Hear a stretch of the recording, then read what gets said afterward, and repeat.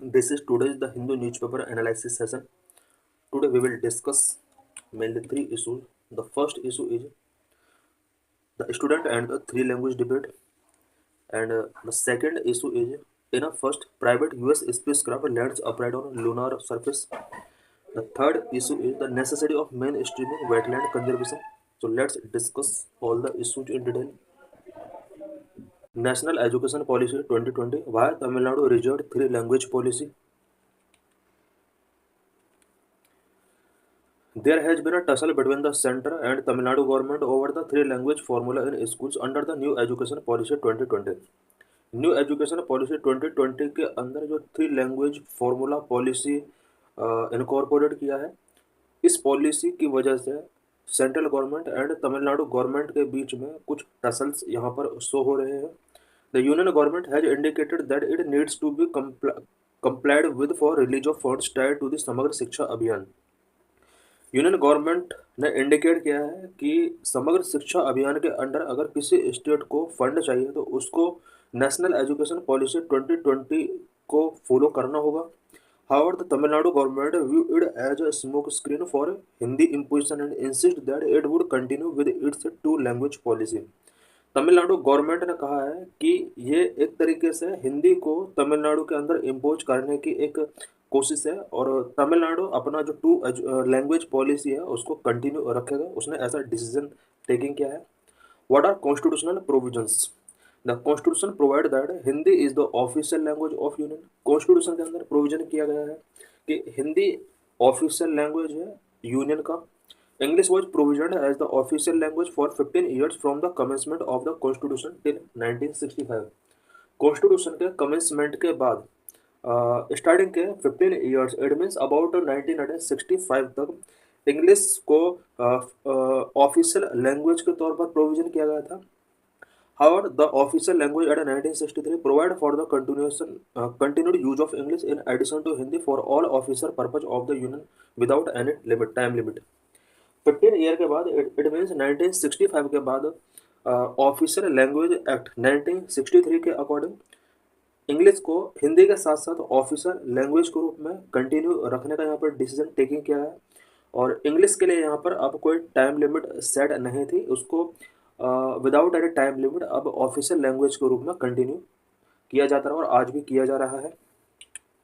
The legislature of a state may adopt any one or more of the language in use in the state or Hindi as the official language for official purpose of that state. State legislature को ये power दी गई है कि वो हिंदी के साथ साथ किसी अदर लैंग्वेज को भी स्टेट ऑफिशियल लैंग्वेज के तौर पर अडॉप्ट कर सकते हैं.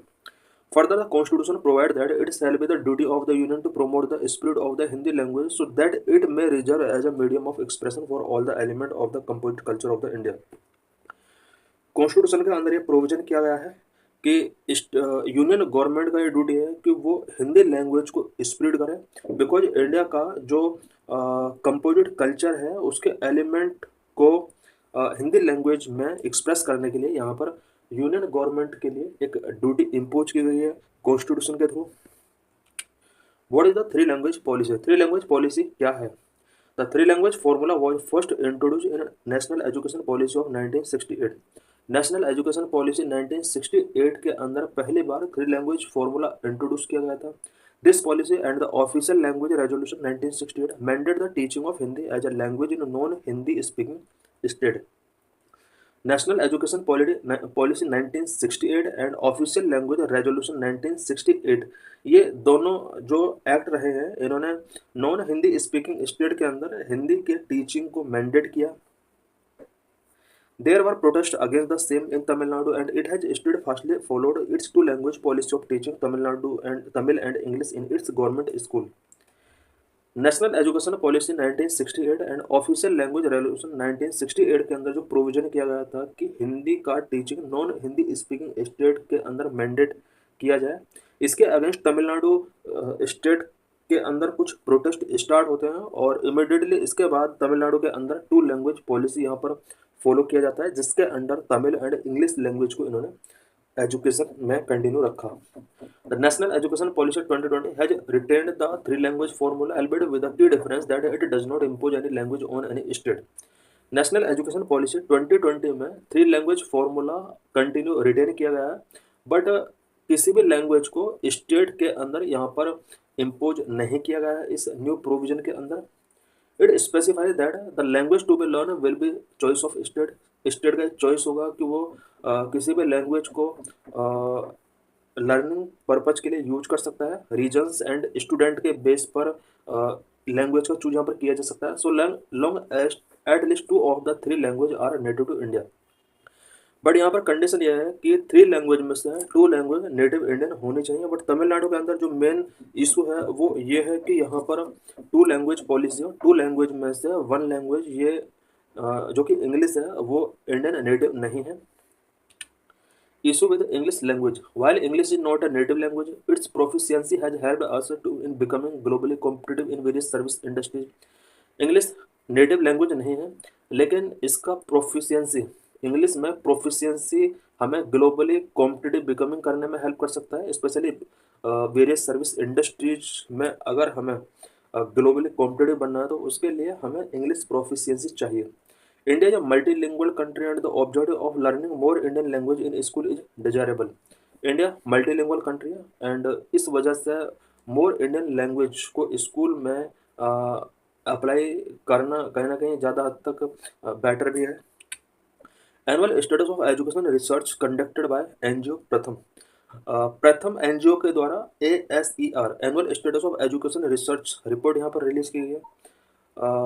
Poor foundational numeracy skill. The report of 2020-2022 indicate that close to 60% of students in class 5th could not read a class second level text.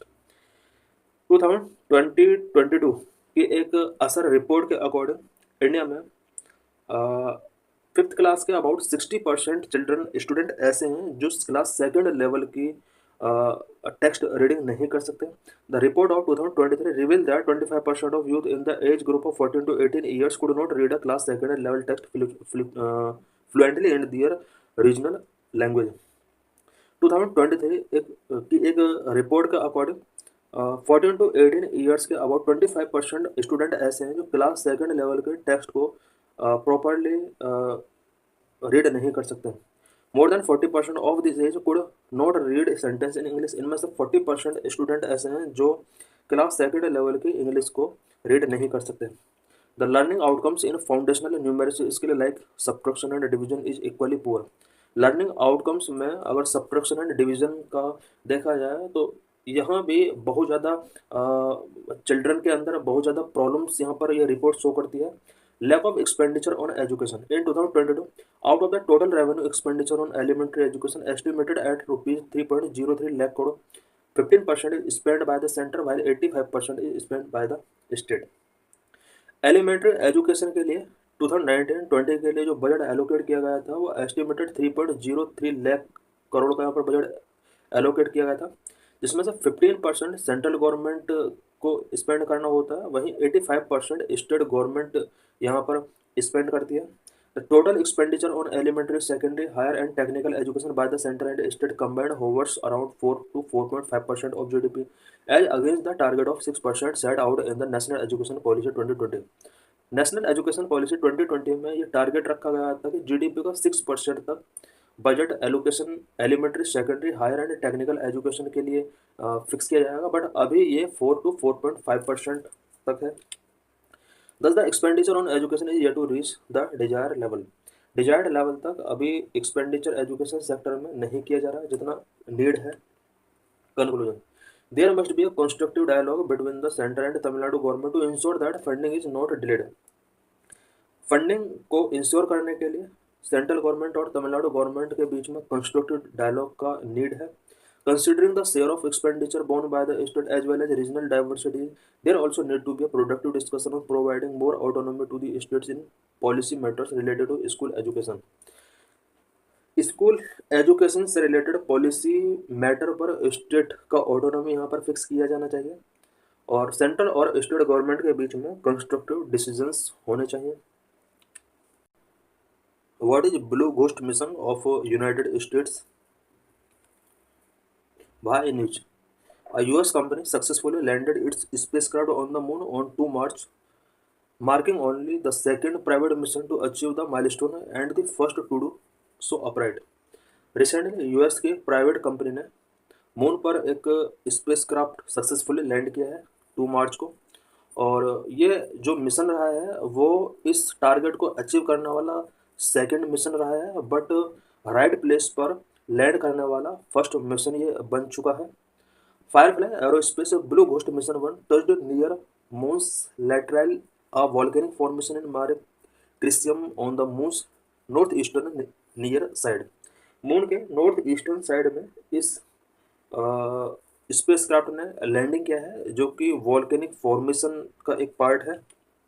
Nicknamed Ghost Riders in the Sky, the mission is a part of NASA industry partnership aimed at reducing cost and supporting Artemis, the program designed to return astronaut to the moon। ये जो space craft है, इस space craft का जो nickname है वो ghost Riders in the sky है और नासा के इंडस्ट्री पार्टनरशिप प्रोग्राम का एक पार्ट है। About blue Ghost mission, Blue ghost developed by Firefly aerospace is carrying 10 NASA payloads as part of the commercial lunar payload service program, aims to boost lunar commercial through private sector competition। Blue ghost जो कि Firefly aerospace के द्वारा develop किया गया है, NASA के 10 payloads को ये कैरी करके ले गया है, जो कि commercial lunar payload service CLPS programme के पार्ट है।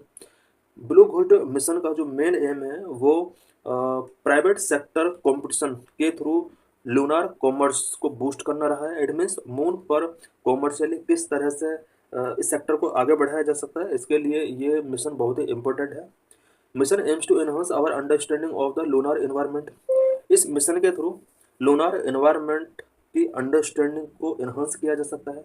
Lander carries a vacuum to collect lunar soil samples and also carries a drill to measure temperature up to 10 feet 3 metre below the surface. जो अभी lunar ने land किया है moon के अंदर, ये जो होगा ये लूनार सॉइल सैंपल्स को कलेक्ट करेगा एंड साथ में एक ड्रिल कैरी किया है इसने, जो कि मून सरफेस के अंडर 3 मीटर तक का यहाँ पर टेम्परेचर को मेजर करेगा।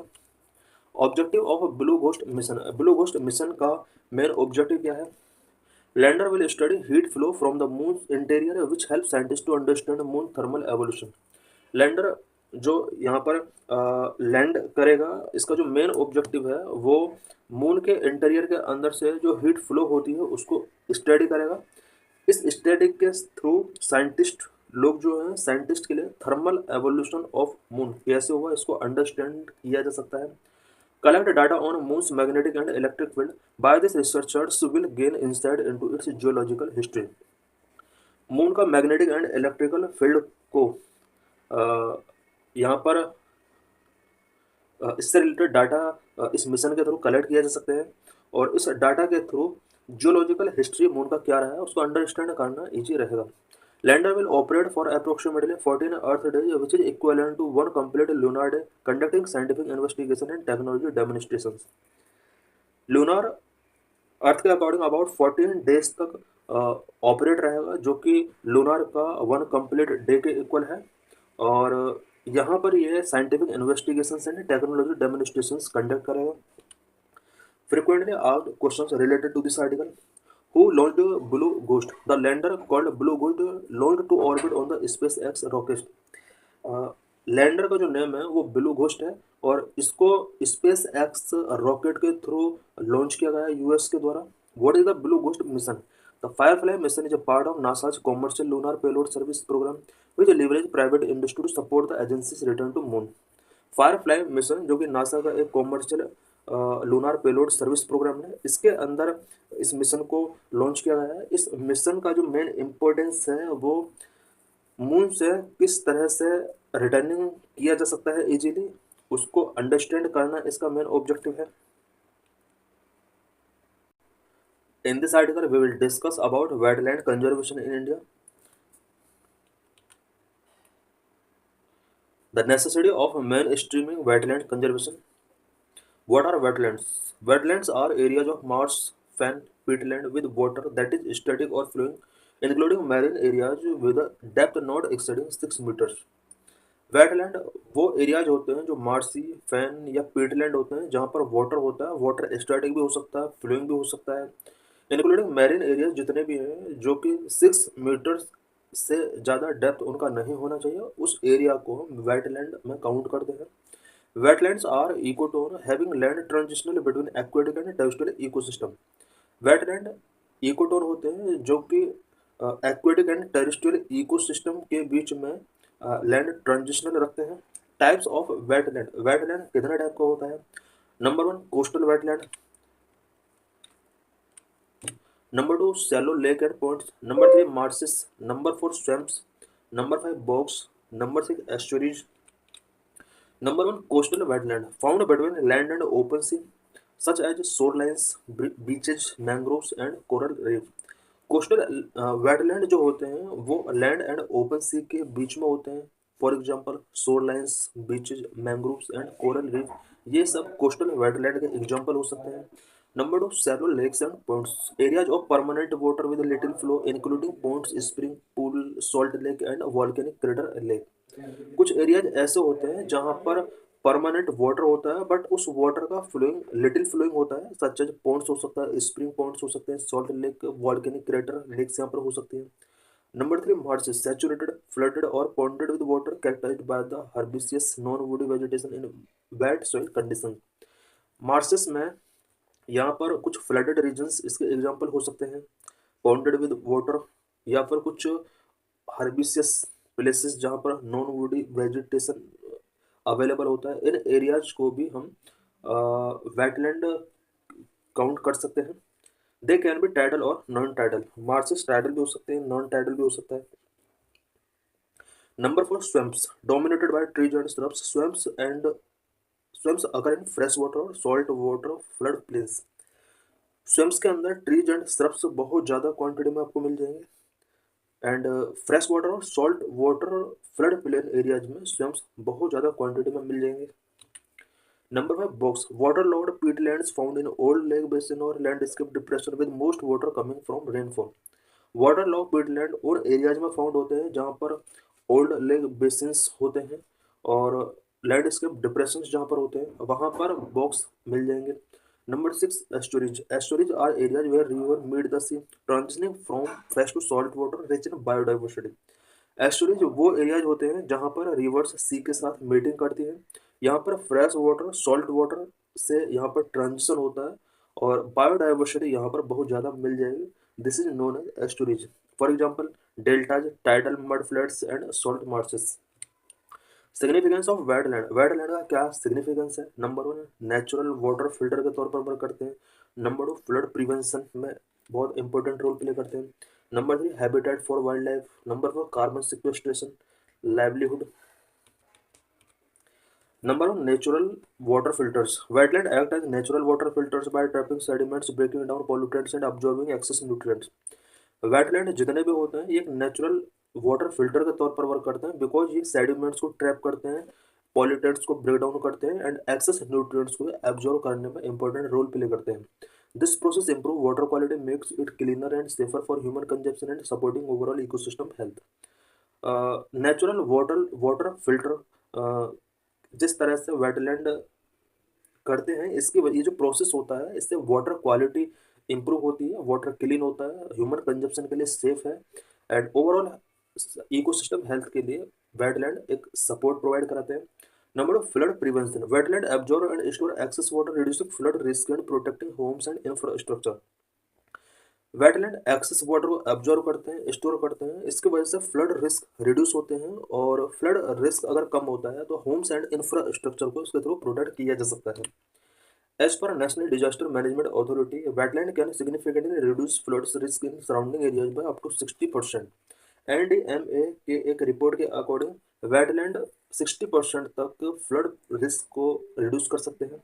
Number 3 habitat for wildlife, wetland provide habitat for many species of fish, birds and other wildlife including threatened species like the sarus crane. Wetland habitat provide कराते हैं various species के लिए such as fish, birds and other wildlife including sarus crane जो कि एक threatened species है। Wetland support over 40% of the world's species despite covering only about 6% of the earth surface. Earth के overall surface के साथ अगर वेटलैंड का compare किया जाए तो ओनली 6% एरिया में वेटलैंड है, बट वर्ल्ड के स्पीसीज ओवरऑल स्पीसीज का 40% तक ये उसको हैबिटेट प्रोवाइड कराता है। Number 4, carbon sequestration. Wetland store large amount of carbon in their soil and vegetation which help to mitigate climate change. Wetland carbon को स्टोर करने में बहुत ही इंपॉर्टेंट रोल प्ले करता है, बिकॉज वेटलैंड का जो सॉइल होती है वो कार्बन स्टोर करने में हेल्प करता है। वहाँ पर जो वेजिटेशन होता है वो क्लाइमेट चेंज मिटिगेशन में अपना एक इंपॉर्टेंट रोल प्ले करते हैं। The Indian Network for Climate Change Assessment (INCCA) emphasizes that restoring wetland can significantly contribute to India's climate goal by improving water quality, enhancing carbon sequestration, and reducing flood risk. INCCA के according wetland को अगर restore किया जाता है specially कुछ activities के द्वारा, such as improving water quality, enhancing carbon sequestration and reducing flood risk, अगर इन टारगेट को हमें अचीव करना है तो उसके लिए हमें वेटलैंड को रिस्टोर करना होगा। Number 5, livelihood. Many communities depend on wetland for their livelihood through agriculture, fishing and tourism. बहुत सारी कम्युनिटीज हैं जो एग्रीकल्चर, फिशिंग एंड टूरिज्म से रिलेटेड एक्टिविटीज के लिए इनका लाइवलीहुड जो चलता है वो वेटलैंड के थ्रू ही चलता है। About 1 billion household in Asia, Africa and America relying on rice cultivation for their livelihood. Asia, Africa and America के अबाउट 1 बिलियन हाउस होल्ड ऐसे हैं जो कि राइस कल्टीवेशन स्पेशली जो कि वेटलैंड एरियाज में किया जाता है, इन पर पीपल का जो लाइवलीहुड है वो इन्हीं वेटलैंड पर डिपेंड है। Wetland paddy rice is a staple for 3.5 billion people, providing 20% of global calorie intake. Wetland paddy rice बहुत ही इंपॉर्टेंट स्टेपल फूड है जो कि ग्लोबल कैलोरी इंटेक का 20% कैलोरी इसी के थ्रू प्रोवाइड होता है। What is the status of wetland in India? India में वेटलैंड से रिलेटेड इसका क्या स्टेटस है? As per satellite based observation there are approximately 2,31,195 wetland in India. Satellite based observation के अकॉर्डिंग इंडिया के अंदर 2,31,195 वेटलैंड इंडिया के अंदर अवेलेबल है। Only 92 wetland have been officially notified for protection under the Wetland Conservation and Management Rules 2017। 2017 में wetland conservation and management rules यहाँ पर incorporate किए गए थे। इसके अकॉर्डिंग इंडिया के अंदर 92 वेटलैंड ऐसे हैं जिन्हें ऑफिशियली नोटिफाई किया गया for the protection. Initiative taken for conservation of wetland. Wetland के कंजर्वेशन के लिए क्या क्या इनिशिएटिव्स इंडिया में टेकिंग किए गए? Number 1, Ramsar convention. India joined the Ramsar Convention on Feb 1 to 1982 and has designated 85 wetland covering 13,67,749 hectare as wetland of international importance। 1982 में India ने रामसार कॉन्वेंशन को ज्वाइन किया और इस कॉन्वेंशन के अकॉर्डिंग अब तक 85 वेटलैंड इंडिया के अंदर आइडेंटिफाई किए गए हैं जो कि 13,67,749 हेक्टेयर एरिया को कवर करते हैं। ये वो एरियाज हैं जो कि इंटरनेशनल इम्पोर्टेंस रखते हैं। Recent Ramsar wetland are Kazhuveli bird sanctuary जो कि तमिलनाडु में है, Nanjarayan bird sanctuary and Madhya Pradesh Tawa reserve, ये कुछ रिसेंट रामसार वेटलैंड साइट है। Number 2, Montreux Record. It is a register of wetland site under Ramsar Convention on the list of wetland on international importance। Montreux Record जो कि एक वेटलैंड साइट्स का एक register है, इसके रिकॉर्ड से रिलेटेड यह रजिस्टर है जो कि रामसार कॉन्वेंशन के अंदर जो भी वेटलैंड साइट्स होती हैं उससे रिलेटेड सारा रिकॉर्ड इस मॉन्ट्रेक्स रिकॉर्ड के अंदर रखा जाता है। Number 3, wetland conservation and management rule 2017। Action plan of MOEFCC। Wetland conservation and management rules 2017 के अंदर कुछ अदर यहाँ पर एक्शन प्लान्स यहाँ पर टेकिंग किए गए हैं, such as action plan of ministry of environment, forest and climate change, national plan for conservation of aquatic ecosystem, Amrit Dharohar capacity building scheme. India के अंदर बहुत सारी स्कीम्स हैं जो कि